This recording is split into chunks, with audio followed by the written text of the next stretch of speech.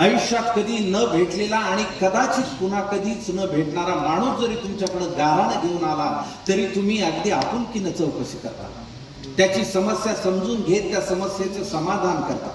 खरं तर हीच दिघे साहेबांची शिकवण. अनेक मुख्यमंत्र्यांच्या कामाची पद्धत या महाराष्ट्राने पाहिली. सगळे आपापल्या जागी योग्यही आहेत, पण तुम्ही मुख्यमंत्री पदावर गेल्यानंतर तुमच्यातली जाणवणारी सगळ्यात प्रभावी गोष्ट म्हणजे तुमच्या आत जिवंत असलेला कार्यकर्ता. कारण नेत्याच्या लेखी कार्यकर्ता काय असतो ते काही वर्षापूर्वी तुम्ही जवळून पाहिले. नेत्याच्या पुत्राला पण अहो हाड असं आदराने म्हणावं लागायचं कार्यकर्त्याला, पण तुम्ही त्या वातावरणात नाही रमलात. अनेक सभांमध्ये कार्यक्रमात बघायला मिळतं की आमदार खासदारांपेक्षा आपलं जास्त लक्ष जमलेल्या तरुण कार्यकर्त्यांवर असतं. आम्हाला माहिती आहे तिथे तुम्ही स्वतःला शोधत असता. तुम्हाला खात्री आहे की उद्याचा मुख्यमंत्री याच पोरांच्या गर्दींमध्ये बसलेला असेल. आपलं काम मोठे भाई. मुख्यमंत्री सहाय्यता निधीच्या माध्यमातून अगणित रुग्णांना जीवनदान देणारा तुमचा आरोग्य यज्ञ अविरतपणे सुरू आहे. कारण घरातली माणसं दगावण्याचं दुःख आपल्यापेक्षा जास्त चांगलं कोण जाणतं. कारण ज्यानं दुःख सोसलेलं असतं त्यालाच दुःखावर फुंकर घालण्याचं महत्व माहीत असतं. आपली जवळची माणसं गेल्यावर येणारे एकटेपण इतरांच्या एकाकीपणात साथ द्यायची जाणीव करत असते. नेहमी मात्या पित्यांचं छत्र हरवल्यावरच अनाथ होतो असं नाही, कधी कधी पोटचे गोळे सोडून गेल्यावरही पालकत्वाला अनाथपण येतं. पण तुम्ही आपल्या वेदनांना काळजात मूठ माती दिली आणि हजारो अनाथांचे नाथ झालात हे आम्ही कदापि विसरू शकणार.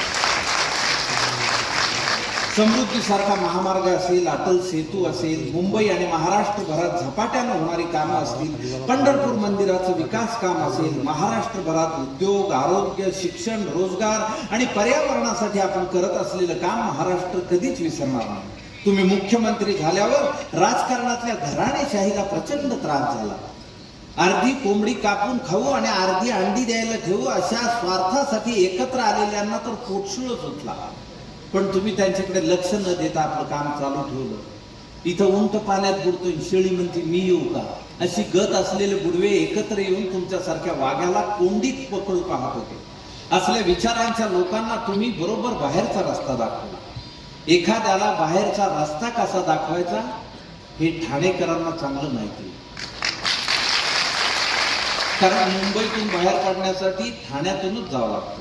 पण यावेळेस ठाण्याने भल्या भल्यांना फक्त मुंबईतून नाही तर सत्तेतून बाहेर काढलं, सामान्यांचं सरकार आलं. भाई, ज्या दिवशी तुम्ही मुख्यमंत्री झाला त्या दिवशी अजून एक गोष्ट घडली. जर हा सामान्य कुटुंबाचा मुलगा राज्याच्या सर्वोच्च पदावर बसू शकतो तर आपण का नाही, हा विश्वास खेडोपाडी गावोगावी प्रत्येक कार्यकर्त्याच्या मनात जागा झाला. जर उद्या या पोरांमधून कोणी मुख्यमंत्री झाला तर आमच्यासाठी एकनाथ शिंदे मुख्यमंत्री झालेले असतील. तुम्हाला पाहिलं की मला एकच ओळ आठवते, सत्तेसाठी नाही सत्यासाठी. आता जरा मुद्द्यावर येतो. उठसूट कोणत्याही गोष्टीवर राजकारण करणारी गिधाडं आता भरारी घालताना दिसत आहे. ज्या कडवट हिंदुत्ववादाला लोकाधार मिळाला होता त्याच्याशी प्रतारणा करणारे खालच्या स्तरावर आले. त्यांचा तुमच्याबद्दलचा द्वेष आम्हाला खूप संतोष आहे. खरं सांगू, ज्या महाराष्ट्रानं पिढीजात घरातले मुख्यमंत्री पाहिले त्याच महाराष्ट्राला तुमच्यासारखा शेतकऱ्याचा सामान्य घरातला पोर मुख्यमंत्री म्हणून लाभला, याचा आम्हाला खूप अभिमान आहे. लाडकी बहिणीसारखी योजना, युवा कार्य प्रशिक्षण, ज्येष्ठांना मोफत प्रवास अशा कितीतरी कल्याणकारी योजना त्यांच्या टाळक्यात तरी आल्या होत्या का? आम्हा गरिबांना आमच्यातला हा माणूस मदत करतोय तर ह्यांच्या घराचा बांबू निसटल्यासारखी बोंबा मारताय. पण अस्सल मराठमोळा माणूस म्हणून तुम्हाला सांगतो, तुम्ही बिंदास लढा, आम्ही आहोत तुमच्या सोबत. आजवर तुफान झेलायला तुम्ही छातीचा कोट केला, आता आमच्या कोटी कोटी छाती तुमच्या सोबत असतील. तुम्ही खांद्यावर खूप भार घेतला त्यासाठी आभार.